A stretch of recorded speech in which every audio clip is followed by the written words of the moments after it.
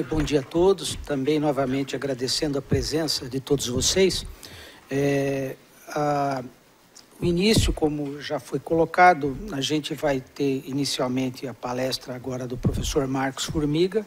Em seguida vai haver, ele deve falar durante 45 minutos, em seguida vai haver um igual tempo para que participação aqui dos membros do grupo, bem como também perguntas que vocês possam estar fazendo, ou sugestões, enfim, dentro da temática que é hoje a tecnologia na educação básica, né? Que essa seria o principal objetivo aqui desse grupo de estudo. Então, a palestra vai ser, o título dela, como vocês já sabem, Avaliação e Educação à Distância, Possibilidades e Desafios da Atualidade. O professor Nilson já falou um pouquinho do currículo do Marcos, mas é também um currículo que eu precisaria alguns dias para poder abordar tudo o que ele já fez, mas basicamente ele tem a formação dele, né, em economia, né, na Universidade Federal do Pernambuco, e hoje, atualmente, ele é professor adjunto da Universidade Federal de Pernambuco desde 1989. Mas aí, nesse período todo da carreira dele, ele, como já foi dito, teve passagem no CNPq, foi presidente do INEP, então ele teve atuação destacada tanto no Ministério da Ciência e Tecnologia, em vários cargos, né, como também no Ministério da Educação. E, em particular, nesse tema que ele vai estar abordando hoje, ele teve, por exemplo, também como vice-presidente, né, da Associação Brasileira de Educação à Distância, né? Aqui mesmo na USP também teve um papel importante na organização, né, da Escola do Futuro. Enfim, é uma pessoa que também aqui dentro da USP deu já contribuições importantes e vem continuando dando. Então, eu já passo então diretamente a palavra para ele poder abordar durante esses próximos 45 minutos. Por favor, professor Marcos. Muito obrigado, professor Hélio. Gostaria de saudar o nosso presidente da mesa, conhecido já de muito tempo, professor Nilson. Bom, acho que poderia, então, as pessoas que estão aqui na mesa, que queiram, podem estar descendo e depois voltar. Mas eu queria homenagear aqui, em nome dos demais membros da mesa, a professora paradigmática Ivone Mascarenhas, que também acompanho a vida acadêmica vitoriosa da professora pelo menos 30 e poucos, mais de 3 décadas seguidas. Vários anos, melhor dizendo, né? Agradeço o convite do Instituto, e aqui fica a saudação ao seu presidente Paulo Saldiva, que não pôde comparecer, mas está muito bem representado, e especialmente ao professor Hélio Dias, esse pioneiro da divulgação científica no Brasil. Quem sabe, conhece e acompanha o seu site, blog semanal, onde o que há de importante na educação, na ciência, na tecnologia e na educação superior em especial, se atualiza através do seu blog e da sua diuturna presença na imprensa. Ele é um misto de acadêmico e jornalista. Então, ficou para mim a responsabilidade de trazer uma reflexão sobre a avaliação na educação à distância. Confesso que eu não uso mais esse nome e acho que é um equívoco, depois da revolução da internet, continuarmos insistindo com a terminologia equivocada. A literatura internacional recomenda em se falar em aprendizagem ou educação flexível. Esse é o novo nome, ou nome mais atualizado, já que, historicamente, a gente vai ver aí, num dos primeiros slides, como a terminologia. Quem faz ciência sabe disso. A terminologia é parte, é inseparável da evolução da ciência, e essa terminologia, em todos os campos, ela se atualiza, se modifica de acordo com as circunstâncias, os inventos e as descobertas. E na educação à distância isso aconteceu. Esse nome ultrapassado hoje merece uma terminologia mais atualizada. Eu Falava há pouco para o professor Nilson e o professor Hélio que não sou especialista em avaliação. É um tema que me chama a atenção e para quem faz aprendizagem flexível não deve deixar de lado, porque é um dos componentes fundamentais da ex-educação à distância, mas eu preferiria trazer isso como um voo de pássaro sobre a avaliação e esperar do nosso público extremamente qualificado, e vi aqui pela a presença de professores históricos dessa área, né? O nosso consultor do CNPq por muito tempo, Luiz Carlos Menezes, que estava aqui ao lado. Prazer revê-lo, professor. E todos os demais que participaram aqui da composição e a plateia que prestigia com sua presença. Então, eu tentarei obedecer os 45 minutos. Peço ao professor coordenador, professor Nilson, que sinalize os 5 minutos finais para eu tentar concluir o meu pensamento. Foi muita honra para mim estar hoje aqui no Instituto de Estudos Avançados da USP, porque eu considero esse o paradigma dos institutos de estudos avançados. Inclusive, eu faço parte de um na UNB, lá temos outro nome, chama-se Núcleo N Futuros. N Futuros no plural.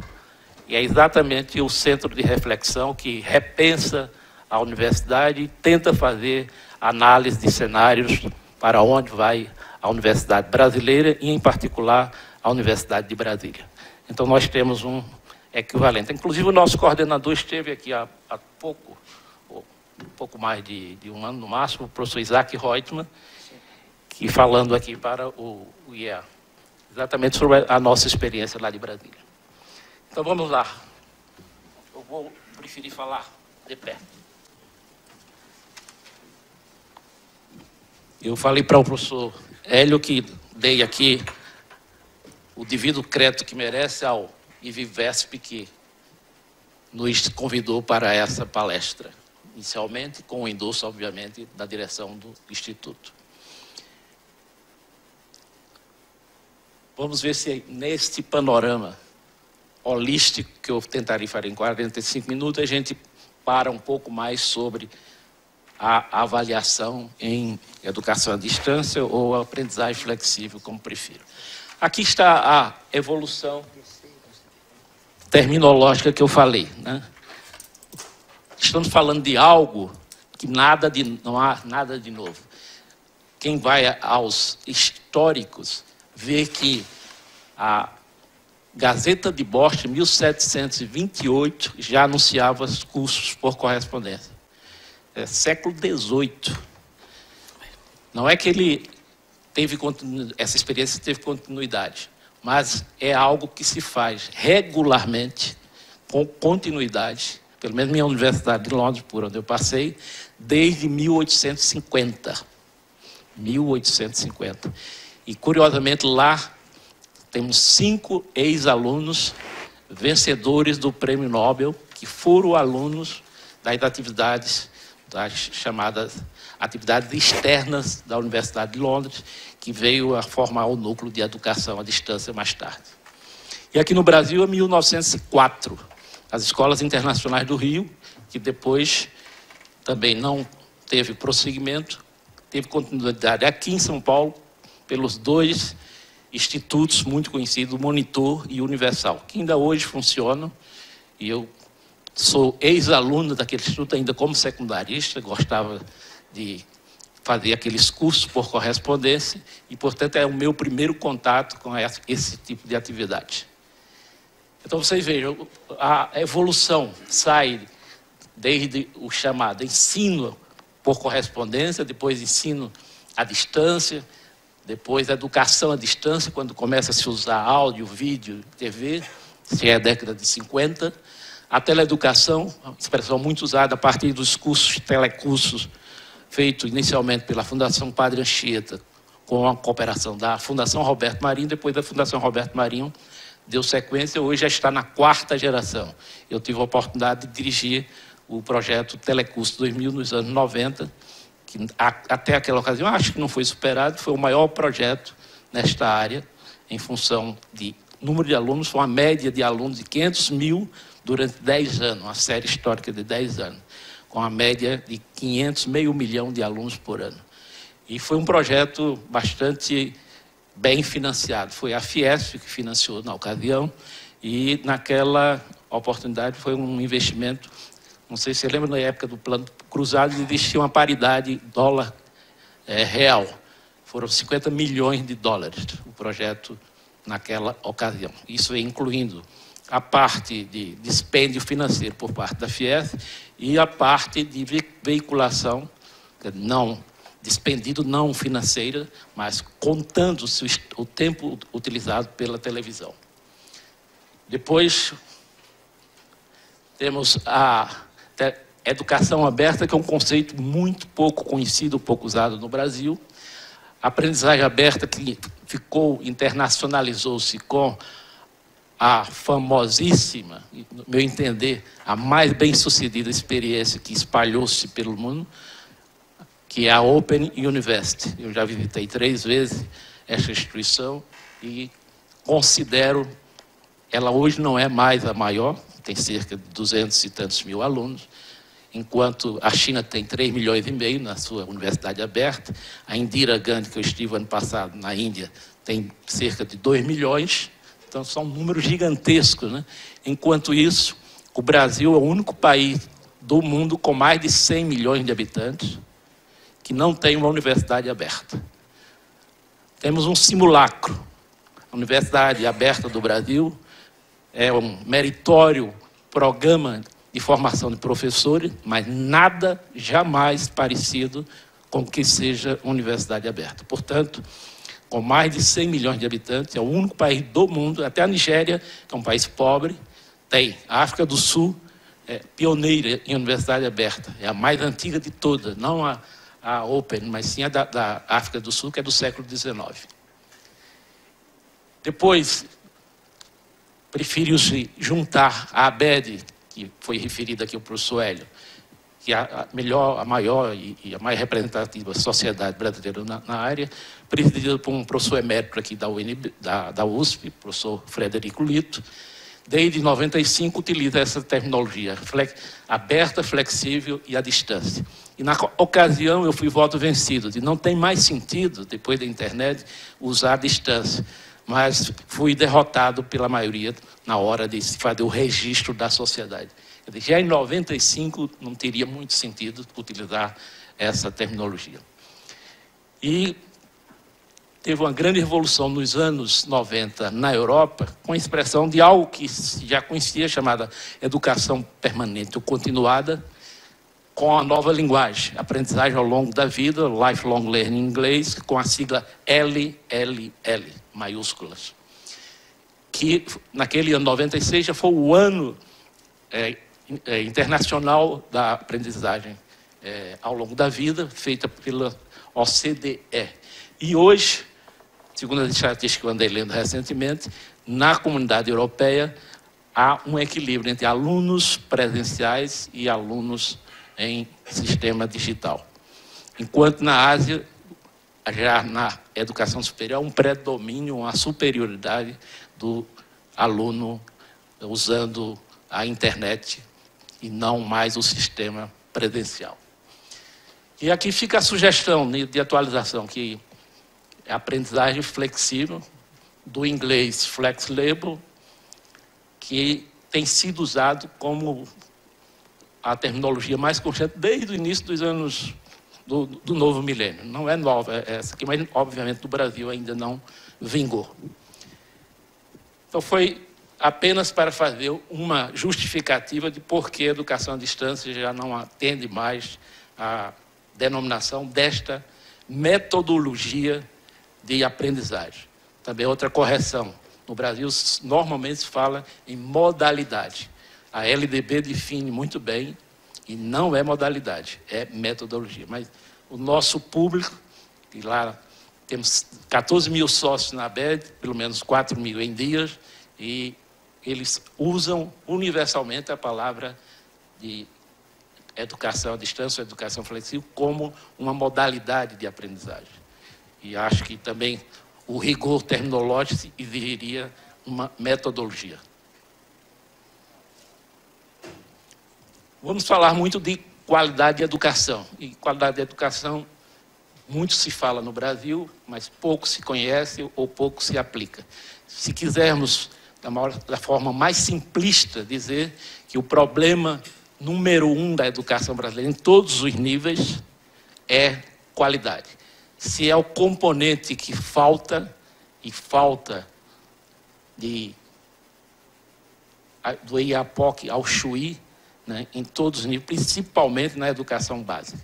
Porque conseguimos desenvolver um sistema educacional, eu vou falar nisso mais à frente, mas já gostaria de dizer, que é uma pirâmide invertida.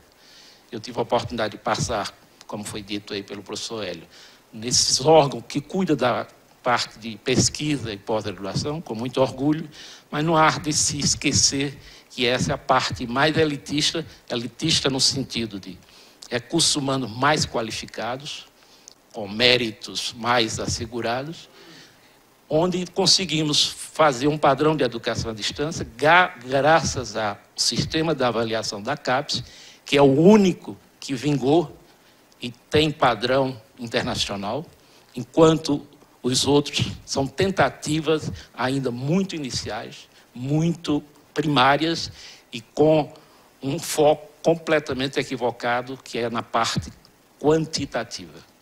Eu passei pelo INEP, tentei fazer a avaliação lá. Na época, a casa não tinha competência interna para isso. Recorri à Fundação Carlos Chagas, que deu início a esse processo. Depois, o INEP foi gradativamente assumindo essa competência, mas custou alto. A casa de Anísio Teixeira, o nosso mais importante educador de todos os tempos, e o seu dirigente mais longevo, passou 12 anos dirigindo o INEP, ele fez daquilo ali a Agência de Pesquisas Educacionais, a histórica e famosa Revista de Estudos Pedagógicos, que não existe mais, saiu de circulação. Então, é uma pena que essa preocupação com a avaliação, que poderia ser em paralelo, tenha transformado o INEP hoje quase que numa agência de avaliação. O Brasil precisava, mas certamente o INEP não poderia ter sacrificado sua função precípua para fazer a avaliação. E faz, mas faz ainda de maneira muito, eu acho, amadorística.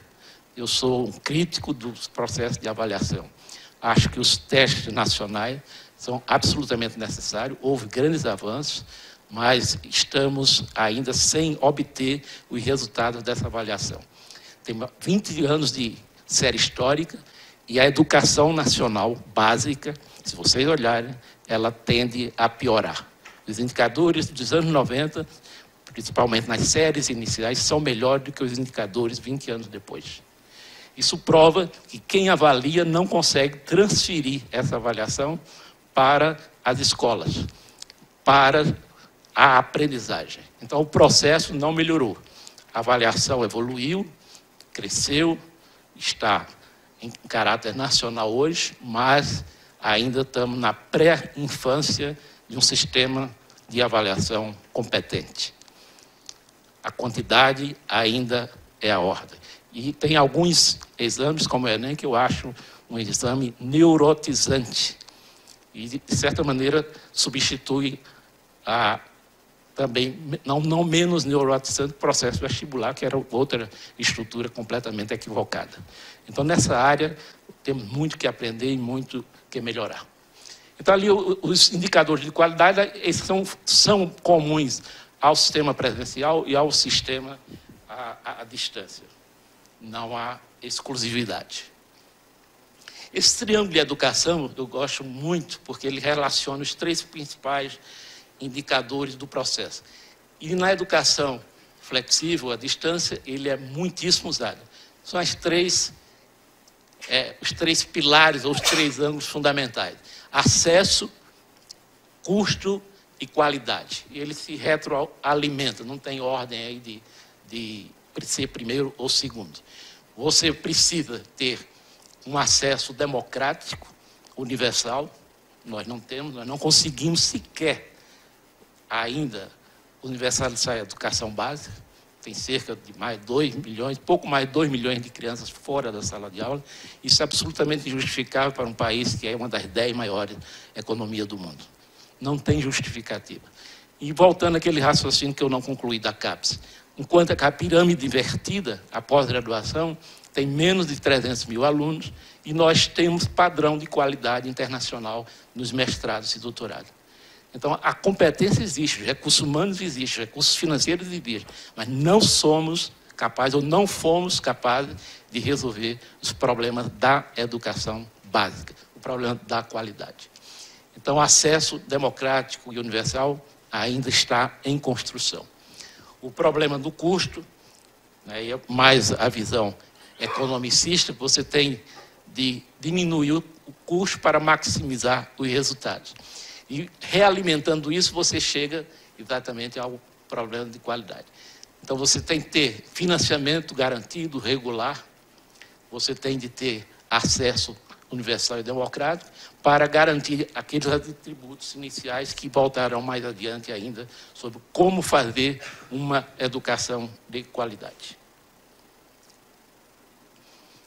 Aqui seria um uso de uma comparação muito utilizada, mas que, para vocês, mestres, doutores e professores experientes, nada de novo. O velho paradigma da educação. Esse velho paradigma, internacionalmente, ele começa a desaparecer no final dos anos 60, quando começa a chamada Era da Aprendizagem. Vai ser substituído nos anos 80 pela Era da Informação, nos anos 90 pela Era do Conhecimento, que é onde estamos hoje, com um grande componente de inovação. Então, nessa ordem, aprendizagem, são grandes paradigmas que mudaram a educação universal, informação, conhecimento, inovação. E nós insistimos ainda em permanecer amarrados ao velho paradigma.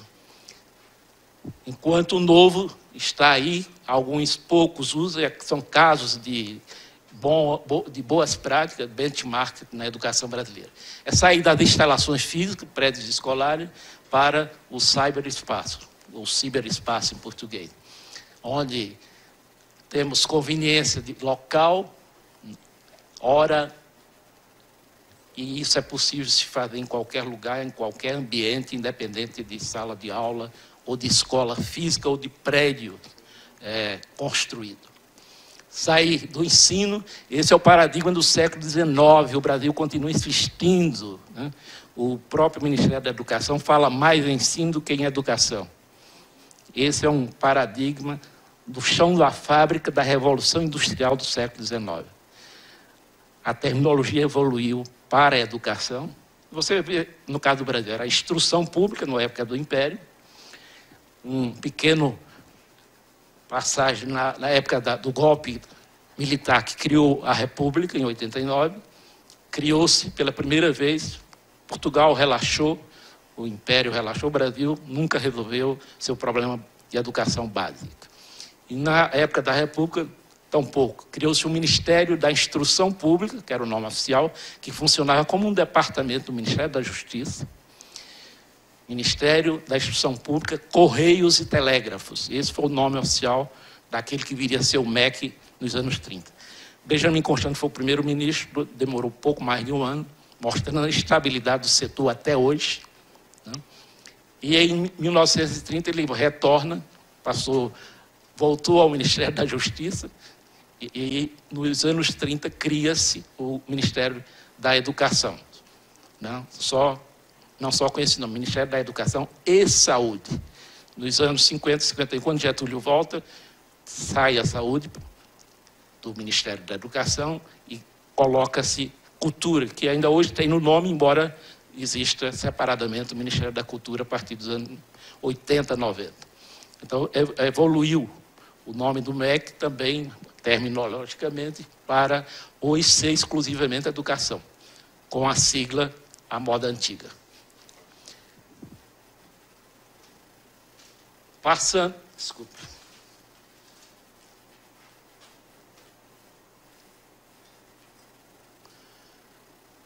rapidamente. Currículo mínimo, pré-requisito, disciplina obrigatória. conteúdos significantes e flexíveis. Eu conheço escolas no exterior que quem faz o currículo é o aluno. O aluno recebe um menu de disciplina e ele diz, eu quero essa, quero aquela, livremente. E isso vai ser o futuro. O interessado, o aprendiz é quem vai determinar, e não a instituição, não a lei, não o ministério, não a escola. A unidisciplinaridade. Ainda estamos no iluminismo, que foi muito bom para a ciência, mas que hoje é muito atraso para a educação. Passamos hoje a inter, multi e pluridisciplinaridade. Essa é a grande diferença do sistema virtual, que não pode ser feito só por educadores. São equipes, por natureza, multidisciplinares. Você tem que ter o comunicador, você tem que ter o design institucional, você tem de ter a pessoa que entende de tecnologias. Então, é um complexo de profissional, uma pleiade de profissionais para preparar um material de qualidade para essa modalidade. O outro não fica o professor quase isolado com a responsabilidade de organizar e tentar transmitir conhecimento, como também é outra forma equivocada. Hoje, tem pesquisas publicadas que mostram que é na sala de aula onde menos se aprende. Parece um paradoxo, mas há evidências de pesquisas que comprovam isso. O ambiente hoje de aprendizagem é aberto, laboratório ao ar livre, e não há necessidade de se confiscar aprendizes, principalmente jovens crianças, em ambientes fechados. A sala de aula do futuro é completamente aberta. E quem faz isso com muita competência é a Finlândia. Esse modelo de aula onde tem 3 professores, um experiente, um medianamente experiente e um iniciante. Sala não tem um professor responsável, normalmente 3. A Coreia também tem algo semelhante. A transmissão do conhecimento que estamos criticando é hoje substituída pela aprendizagem coletiva e colaborativa. A pedagogia, que ainda hoje o próprio Ministério erradamente pede o projeto pedagógico de uma universidade, o projeto pedagógico de um curso. Grande equívoco, é uma infantilidade da educação superior. A pedagogia é importante e fundamental na idade certa, desde a pré-escola até a adolescência. Passado a adolescência, o jovem adulto tem de ser tratado com outro tipo de tratamento, que é a andragogia, muito pouco usada no Brasil e muito criticada. Eu já vi educadores falando que a andragogia é algo machista, exatamente porque a raiz grega, né, de andro, serve para designar o gênero masculino, mas daí está se referindo ao gênero humano e não ao homem como masculino. E tem coisas muito mais novas que eu vou falar mais no final, a chamada eutagogia. O que é isso? 2 jovens geniais da Nova Zelândia chamam a atenção que hoje, com o ciberespaço, o aluno é capaz de gerir o seu próprio conhecimento e ele próprio fazer sua autoavaliação. A Universidade Queensland, na Nova Zelândia, com um grande nome, nosso amigo Taylor, um inglês que foi para lá, faz isso na universidade. Ele diz, olha, o que tem menos no campus da Universidade de Queensland são os alunos, que a gente está, nossa universidade está aí no ar, nas nuvens, e a presença física do aluno aqui é muito pequena. E a eutagogia lá é praticada com muito sucesso. A educação formal para não formal, isso já não é novo, mas hoje, por exemplo, a Inglaterra, em termos de orçamento, utiliza mais recursos na educação não formal do que na educação formal. Uma vez que conseguiu um padrão de universalização e qualidade razoável, não é top nos exames do PISA, que é um indicador, mas está entre os melhores e, portanto, hoje está preocupado mais com o lifelong learning do que com a educação escolar e inicial, em termos de investimentos, estou falando. não relaxaram, mas em termos de volume de recursos, já estão no outro patamar. A formação com duração pré-fixada, já falei da preferência pela formação ao longo da vida, a terminologia antiga de educação à distância mudando para aprendizagem aberta e flexível, economia de bens e serviços passa para a economia do conhecimento, o professor tem novas funções, estava discutindo isso no início com o professor Nilson, que ainda não é bem compreendida a nova função, as novas funções do professor no sistema de educação digital ou eletrônica. Mas é outro profissional, com outras atividades, com outra responsabilidade. Nada mais de transmitir conhecimento. Essa fase já está, felizmente, ultrapassada. A avaliação aqui, no velho paradigma, é predominante quantitativa, quanto essa aqui é processual, formativa, principalmente, né? E voltada para uma avaliação qualitativa, onde conhecimento, habilidades, atitudes e valores pesam mais do que provas finais, que também é outra falência. Faliu a instituição da sala de aula tradicional, como faliu os exames finais de memorização, provas finais que nós, professores, conservadores por natureza, continuamos a praticar. O diploma certificado hoje é muito mais a satisfação de aprender. Claro, no Brasil, um certificado vale aumento de salário, projeção na carreira, progressão na carreira, é importante. Mas as pessoas hoje que vêm aí já do mundo digital, a geração Z, eles estão mais preocupados na satisfação de aprender. Se puder juntar a satisfação com algo que lhe dê sustentabilidade futura, tudo bem. Mas as profissões também estão desaparecendo muito rapidamente. Então, temos de formar um profissional sólido, polivalente, onde a empregabilidade é que vai definir o seu sucesso, e não mais aquela profissão fixa. Hoje, no Brasil, ao longo de 30 anos, já é possível você passar por 3 experiências profissionais.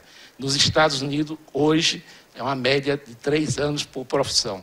Não significa que você precisa fazer um novo curso, fazer outra formação. São processos adaptativos. Você passa, ao longo de 30 anos, por 10 experimentos diferentes, como exercício profissional.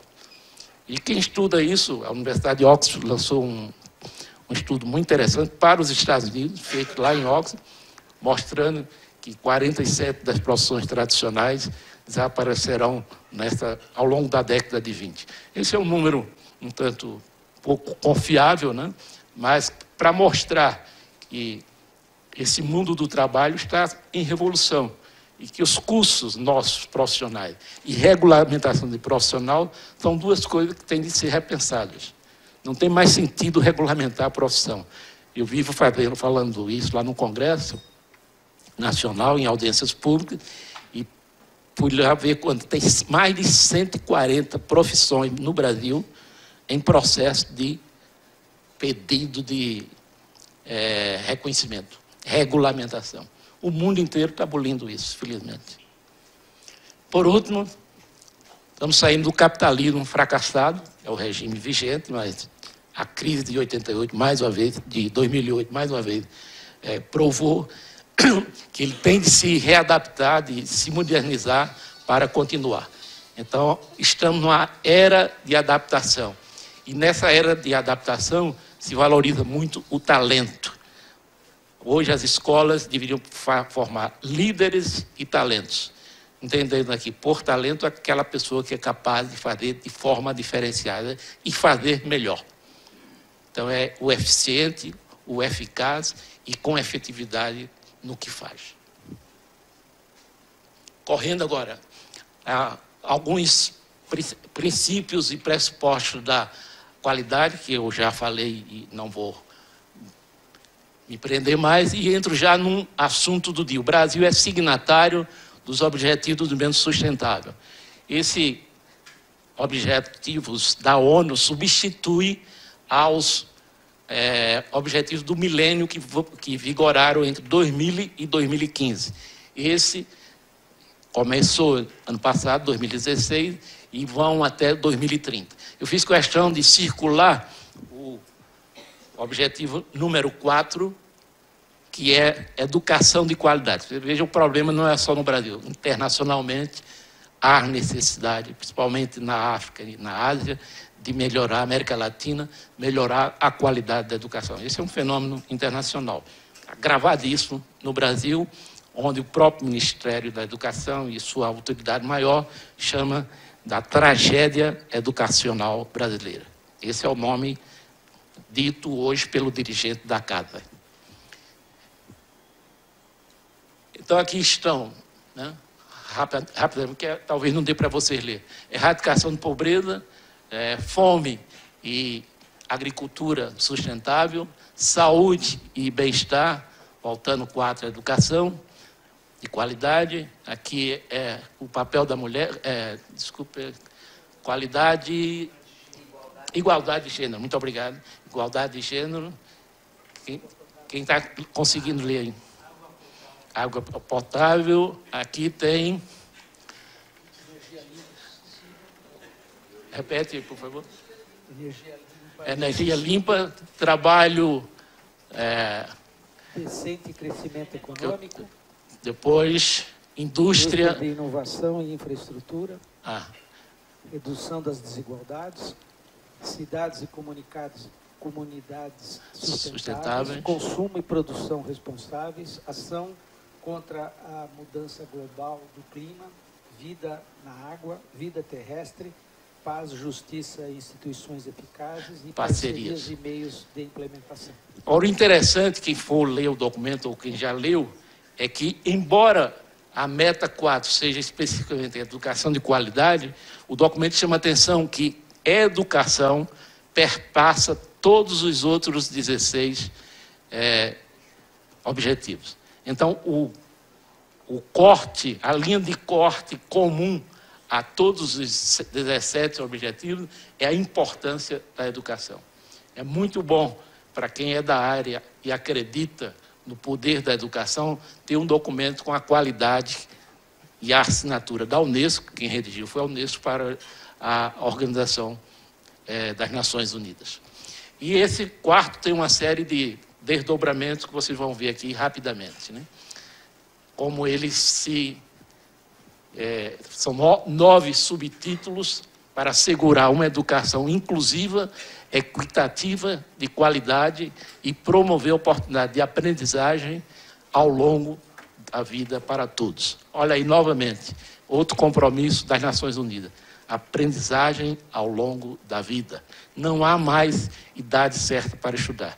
É do berço até a idade provecta. Temos sempre de estar aprendendo e não há férias para o conhecimento. Eu não vou destacar, essa transparência vai ficar aí, se depois alguém tiver interesse, pode ver com mais detalhe. É a continuação das metas dos ODS para a educação. Mas é bom lembrar que o Brasil, no balanço passado, ele só conseguiu sucesso relativo em 4 dos objetivos do milênio dos primeiros 15 anos. Vamos ver se a gente consegue um desempenho melhor do que naquela ocasião. O destaque foi o papel da mulher, que no Brasil, comparado ao que acontece na África, comparado ao que acontece na Ásia, a mulher não só hoje tem um protagonismo na educação, né, e em alguns setores, inclusive, liderando com a sua presença o processo educacional brasileiro. Então, esse é um problema bem sucedido no Brasil, no objetivo das Nações Unidas para a primeira parte do século XXI.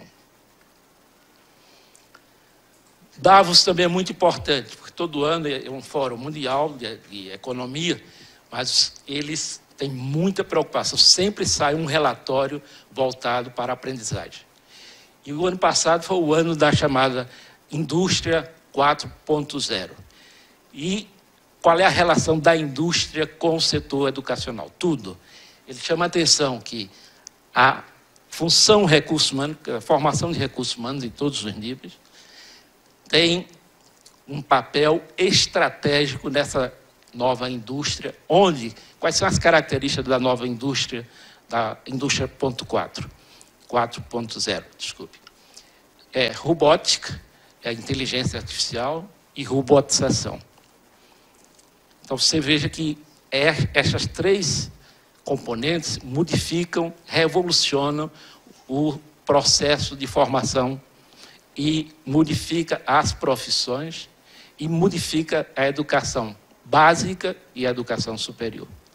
Então, essa revolução na economia, ela precisa e depende da educação. E ela alimenta o progresso econômico. E o progresso econômico, de certa maneira, realimenta o que acontece na aprendizagem. Então, eu faço essa ressalva à proposta de Davos, embora seja um evento onde o capitalismo se reúne de forma muito competente, é um evento extremamente importante para ser seguido, ser acompanhado. E ele inspirou a outra forma de desenvolvimento, que foi aquele Fórum Social de Porto Alegre, né? E havia trocas entre os dois. O economicismo, mais voltado aqui para a sobrevivência do regime capitalista, e aqueles que se preocupavam mais, corretamente também, pelo o processo da pessoa humana.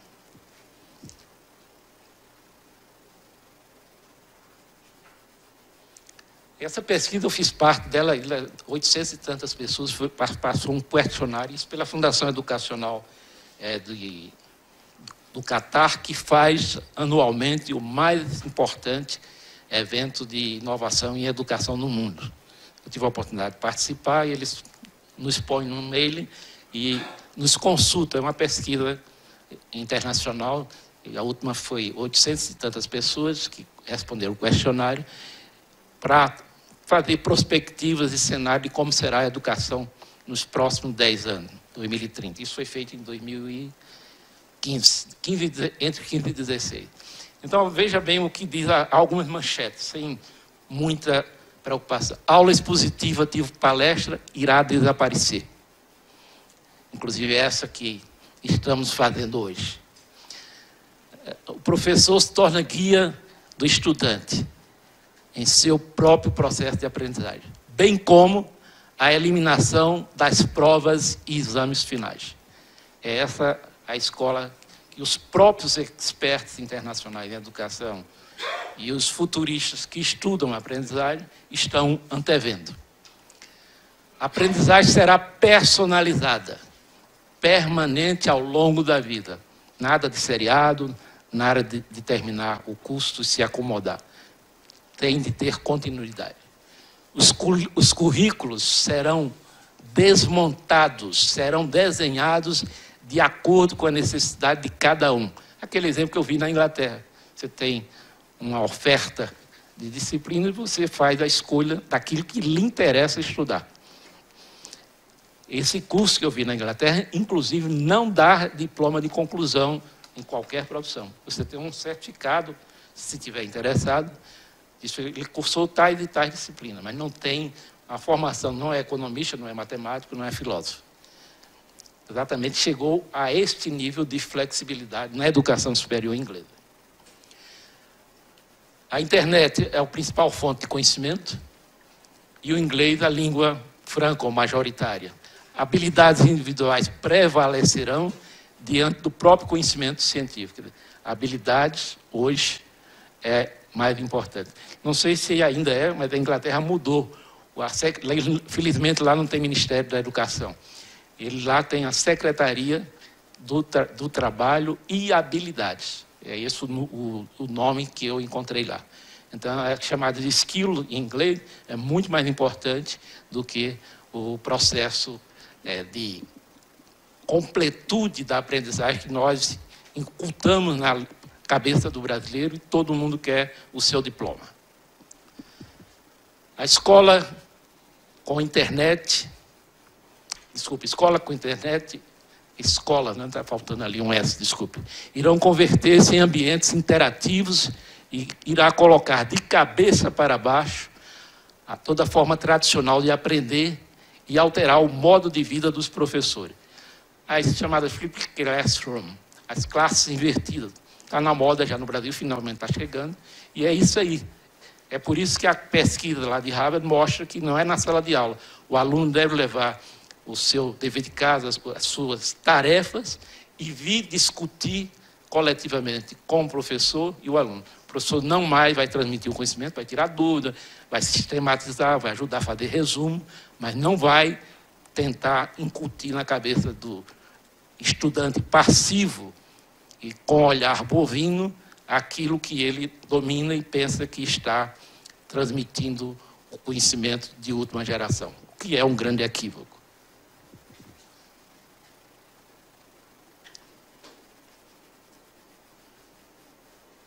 Então vamos agora mais para as tendências, né?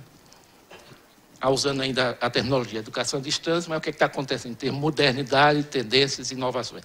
Eu apenas listei, porque certamente para vocês é algo muito familiar, mas basta fazer um rol aqui de lembrança do que é que está acontecendo, ou as últimas tendências, o que vamos ter aqui pela frente. Transportar ou vertir seu próprio dispositivo, o buy own, né? Bring your own device. Esse device pode vir na roupa, e como alguém criticou antes da palestra, o Ray Kurzweil está sugerindo turbinar a mente, que você coloca um chip na mente para pessoas que precisam fazer um upgrade na sua capacidade cognitiva. Isso é um pouco de ficção científica e um pouco de realidade. Mas, na verdade... Obrigado. Aí estão tecnologias móveis, tablets, smartphone, redes de mídias sociais, o RES, recursos educacionais abertos, crescendo no mundo inteiro, o uso dos e-books, a certificação sob forma de badges, os MOOCs, que é considerada a maior inovação educacional no século XXI, pesquisa do New York Times. A analítica de aprendizagem, realidade aumentada, o QR, o Code, Quick Response, a impressão em terceira dimensão, a era de adaptação, aquele problema da crise do capitalismo, e o sistema de STEM e NBIG. Isso está vigorando na Europa e na América do Norte. O STEM, ciência, tecnologia, engenharia e matemática para a educação fundamental, gente. Que coisa boa, eu gostaria muito de ter estudado engenharia ou princípios fundamentais de engenharia na minha escola básica. Isso hoje é o dia a dia dos países mais desenvolvidos em educação. E o NBIG é mais voltado para o high school, escola secundária, que é o fenômeno da convergência tecnológica. Não tem mais aula de física, química, matemática isolada. Tem grupos de disciplina, análise de problema que leva em conta todos esses componentes. Nanotecnologia, biotecnologia, informática e ciências cognitivas. E cada vez mais o poder, a capacidade com essa descoberta da mente, né? É o nosso órgão ainda mais desconhecido, e ele, através das ciências cognitivas, que está revolucionando o processo de aprendizagem mundial. Correndo para falar, e não dizer que não falei de flores, que é a avaliação. Eu deixei para o final. Aqui um bom exemplo, a Escola do Futuro, que eu tive a honra de participar aqui da sua criação, em 1989, quando estava no INEP, e se alguém quiser ver a escola do futuro e o que vai ser o Brasil, espero, em pouco tempo, passem aí, está em um novo prédio, e o trabalho hoje dirigido pela professora Brasilina Passarelli, continuando o trabalho do professor Lito, é a melhor experiência de uso das tecnologias na aprendizagem das ciências. Ela tem um nicho voltado exatamente para a modernização e a digitalização da aprendizagem das ciências. Quem não conhece, eu recomendo ver aqui na Prata da Casa um pouco do que será a Escola do Futuro. Tem no nome e tem na prática. E trabalha com criação, com inovação, com interação, com disrupção, colaboração, gamificação e transformação. Esses 2 slides eu tirei lá da apresentação da professora Brasilina, na recente inauguração, que eu tive a honra de ser convidado, na presença do reitor e vice-reitor, que prestigiaram lá a presença, com a sua presença, as novas instalações da educação, da Escola do Futuro. Chegamos ao tema principal, que vai ser mais discutido, o que é avaliação. Minha visão de avaliação é muito crítica. Nós temos um país com baixa escolaridade média da população e frágil cidadania. E temos, culturalmente, um problema com a avaliação. É um país acrítico. Nós não gostamos de avaliação.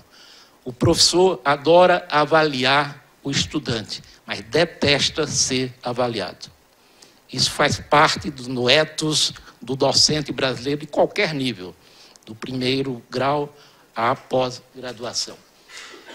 E leva-se a um problema quase psicológico. Quer dizer, fazer avaliação no Brasil é uma espécie de fazer terrorismo com os estudantes. Os estudantes se amedrontam, se inibem, e tem outra pesquisa científica muito importante, recentemente divulgada, que mostra que temos uma parte no cérebro, essa parte básica do cérebro, que quando vamos fazer exame, ele tenta a bloquear. Quer dizer, por mais preparado que seja o estudante, se ele entra num processo de estresse, de choque ou de ameaça, ao invés dele ter sucesso, ele tem fracasso.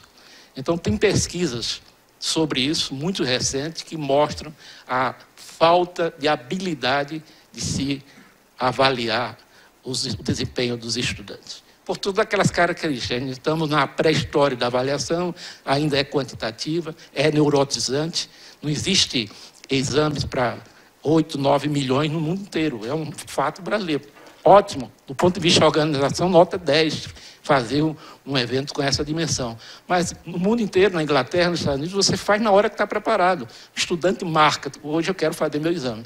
Não precisa essa neurose, nem essa logística de guerra para se fazer um exame como o Enem, por exemplo. Terminando, professor, não quero abusar da sua boa vontade. As formas tradicionais de educação, aí, de avaliação em educação à distância, processo inicial e mediano, os componentes a serem avaliados, professor, tutor, estudante, aprendiz, conteúdo e sua mediação tecnológica, a instituição provedora e o próprio processo de avaliação. São componentes, todos teriam de ser avaliados, não apenas o estudante. O foco nosso aqui é muito no estudante. E todo o outro sistema obrigatório e indispensável fica em segundo plano. A avaliação em aprendizagem flexível é a formativa que hoje no Brasil ainda é a mais usada, que é aquela onde se erra menos, não que ela resolva. Precisamos repensar e modernizar os processos.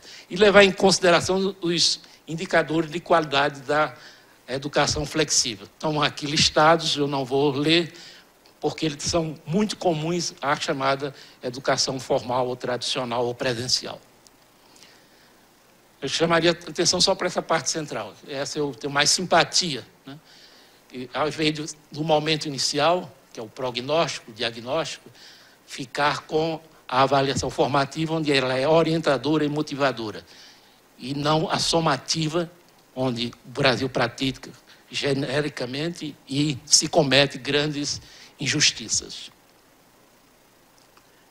E aqui o que existe, terminando, professor, as tendências e as inovações. Primeiro, avaliação de impacto. Quando eu estava no CNPq ainda, foi lançado o Ciência Sem Fronteira, e eu disse, olha, tem algum processo de avaliação previsto? Nenhum. Eu sugeri, eu tenho um colega no Departamento de Economia da UNB, que ele faz avaliação de impacto para o governo da Índia. Sai lá de Brasília para fazer esse tipo de análise. Eu digo, olha, tem um colega aqui, só é chamar, ele poderia ser utilizado porque tem competência internacional nessa área. O Brasil usa muito pouco. Ela pode ser usada na educação, na saúde, no meio ambiente, etc. Você tem 2 grupos de controle, aquele que é beneficiado e o não beneficiado. E se mede se aquele grupo beneficiado realmente obteve resultados concretos com aquele treinamento, com aquela capacitação. A eutagogia, que eu já falei há pouco, né? Processo educacional, no qual o estudante é o único responsável pela sua aprendizagem. Vamos chegar lá, com maturidade, vamos chegar lá. Sendo um modelo alinhado à tecnologia das informações e muito usado no e-learning. A metacognição está muito na moda, né? Vai além do ato de aprender, é conhecer o próprio ato de aprender. Aquela expressão que em 96 a Unesco divulgou, aprender a aprender. A aprendizagem analítica, abordagem educacional baseada na coleta e análise sistemática de dados sobre o comportamento dos aprendizes, com o suporte de modelos, simulações, algoritmos e padrões estatísticos. A aprendizagem analítica hoje é o que se faz mais lá no exterior na avaliação da aprendizagem flexível. E outra que também está bastante em ordem do dia, eu vi uns artigos muito interessantes que podem ler no blog do reitor, do colega físico Ronaldo Mota, que está lá na Estácio. E eu utilizei até aqui algumas expressões dele. A genômica educacional, essa veio para revolucionar, né? Juntamente com a aprendiz analítica, a parte de cima, tendem a ver as crianças, tendem a ser a chave de uma educação personalizada, cujo princípio é não deixar nenhuma criança para trás. É um dos princípios daqueles quarta meta da ODS, desenhada por estratégias educacionais e conteúdos customizados, evitando penalizar os aprendizes que não se enquadram nos modernos modelos tradicionais. Isso porque está provado o avanço da neurociência, que cada aprendiz aprende de maneira única. Então, quando você tenta falar para 30 alunos e pensar que os 30 estão captando na mesma intensidade, você está se enganando, porque isso é impossível. Tal qual temos uma íris, e só nós a possuímos, tal qual temos a digital, exclusivamente nossa, a aprendizagem, para mim essa é a maior das descobertas, é de maneira única. Cada ser humano, cada estudante, cada indivíduo aprende de maneira especialíssima, individual e exclusiva. Acredito, professor, que eu terminei.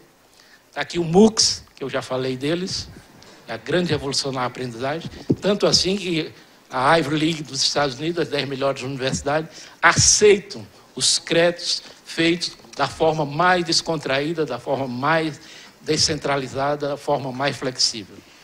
Então, Harvard, Stanford, MIT, todas elas hoje trabalham com os MOOCs.